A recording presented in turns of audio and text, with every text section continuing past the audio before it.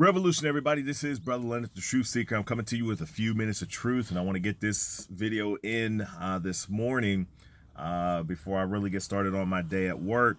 And over the past few days, I began getting people to tag me in on my social media accounts, various social media accounts, where people are sitting up here talking about this program that's going to be aired on Vice. I think it's either Vice or Viceland, one of those two. But they're talking about how there is a Beyoncé mass. I want to talk a little bit about that in a few seconds. But, you know, I also got reports, and I haven't been able to confirm. I've been looking up, but there's only seemed to be one website reporting this, that Beyoncé has bought herself a church. Now, she bought herself now, if this is true, we don't know what the purpose of her buying a church is for.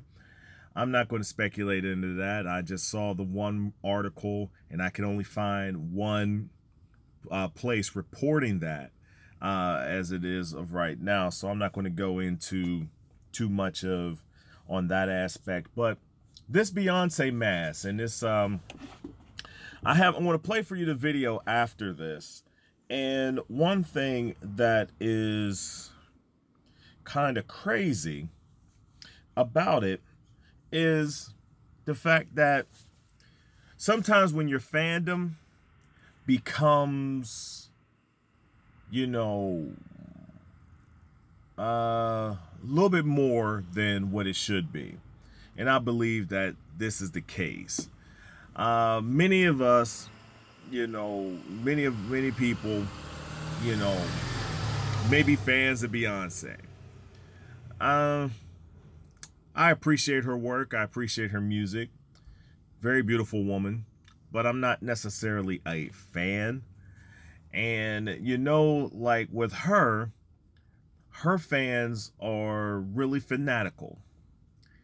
They call themselves the Beehive. And they go crazy on social media whenever someone goes after Beyoncé.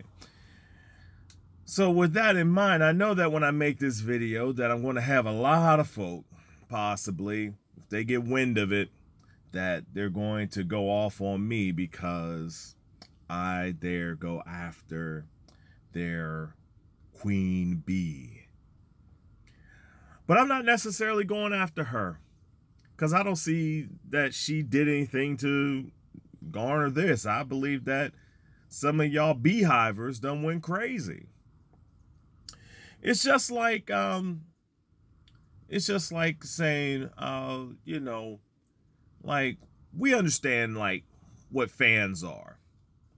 Like, for example, if you're a fan of the Dallas Cowboys, we understand that, you know, that you're kind of crazy, and you know, and because you're a fan of the Cowboys, we understand you're kind of crazy, because, you know, I don't understand why anyone would really like that team, you know, but it is what it is.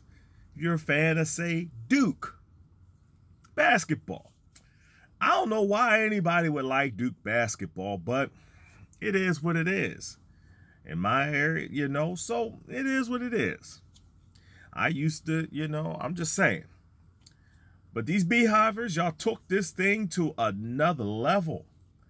Because ain't nobody sitting up there, at least to my knowledge, I haven't seen anyone take that Dallas star and put it up, you know, in a building or anything like that, where they are worshiping that Dallas star.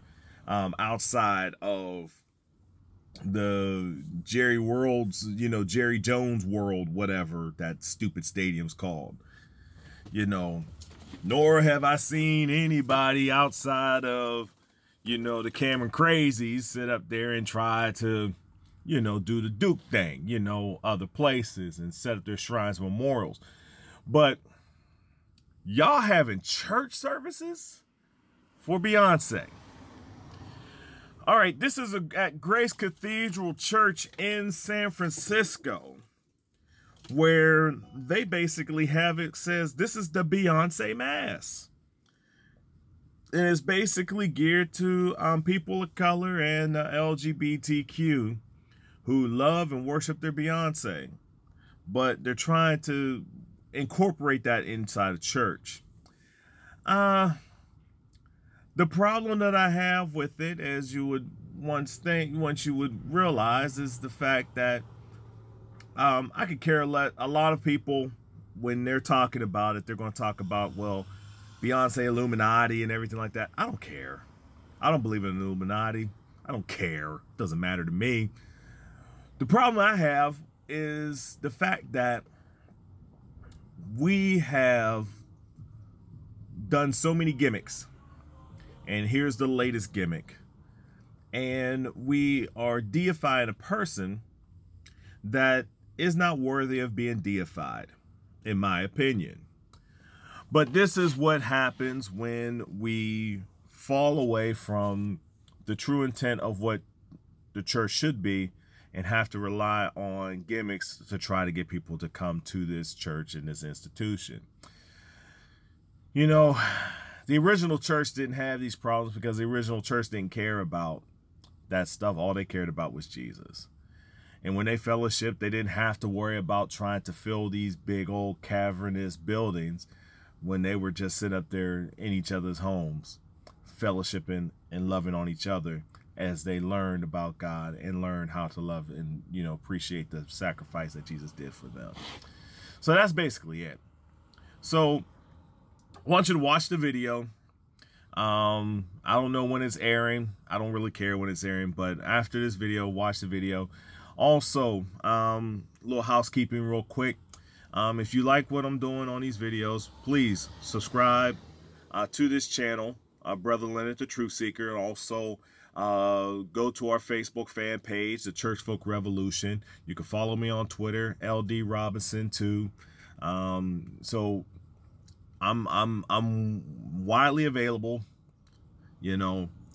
If you're trying to reach out to me via Facebook or Twitter or anything like that, please be very specific on the matter of what you're trying to find out, what you're trying to inquire about, so that I can respond to it in a proper and quick manner. All right, like I said, after this, you know, you're gonna see the video, and y'all folk tripping, got me tripping. Brother Leonard the Truth Seeker, Revolution. For those in the bondage of racism, we need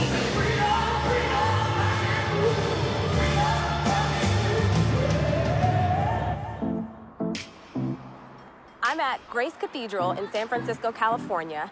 Hundreds of folks are going to come here to witness the Beyoncé Mass, bringing together secular music and a religious message to tell a story of empowerment for particularly women of color, but for anyone who happens to sing praises to the goddess herself, Beyoncé.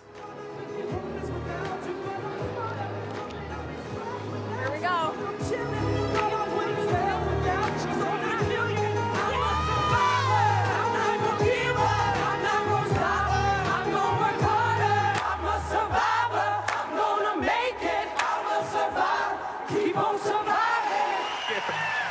Y'all, I'm out of breath because we sing Beyoncé in church. Holy cow. We do have a community that is youthful and loving and looks to the world as a partner, not an enemy. So if that's new to you, I hope it's good news. God actually loves you. What can you tell me about the progressive nature of Grace Cathedral?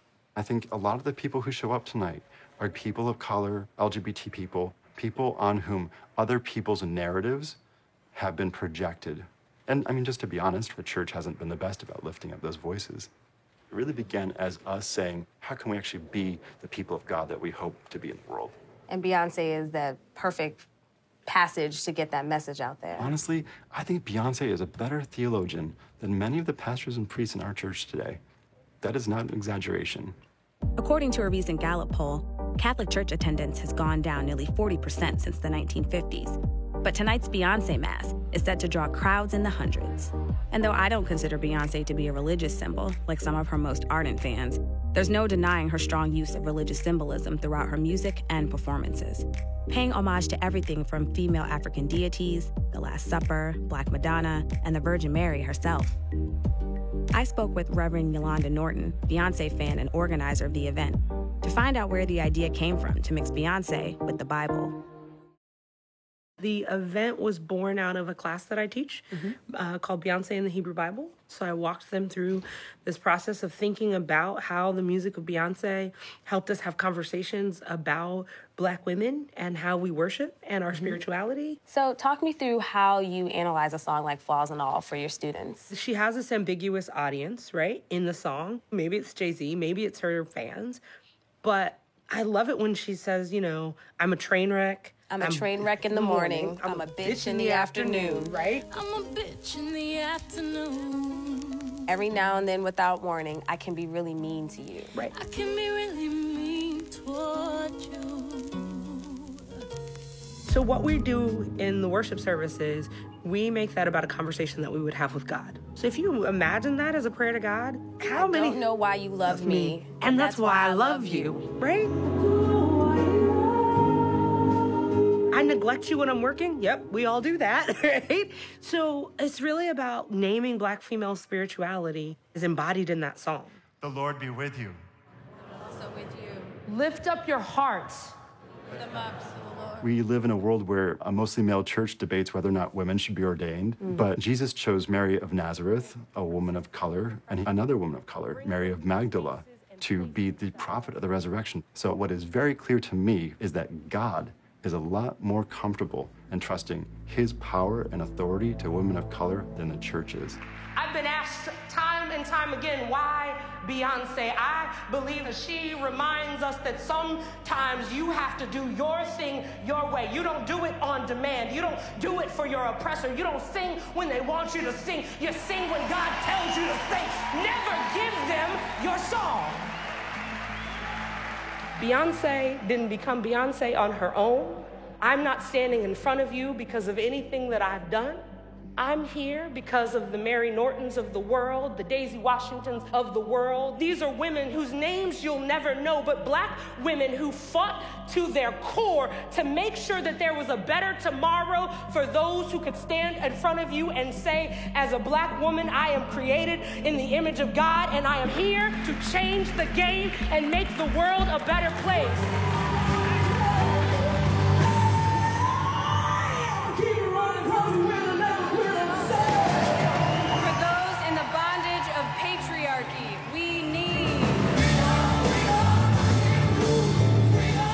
I'm unapologetically a minister of the gospel. I am unapologetically a biblical scholar. And I am unapologetically a Beyoncé fan. And I don't feel like I need to apologize for any of those things. I think that Yolanda's sermon of knowing when to hold on to the hands that are next to you and stand tall and to not give up, those are messages that are not exclusive to just a woman of color experience. Those messages are necessary for everyone, and to use Beyoncé and her music as a platform to bring people into the church to hear the message was truly, truly powerful.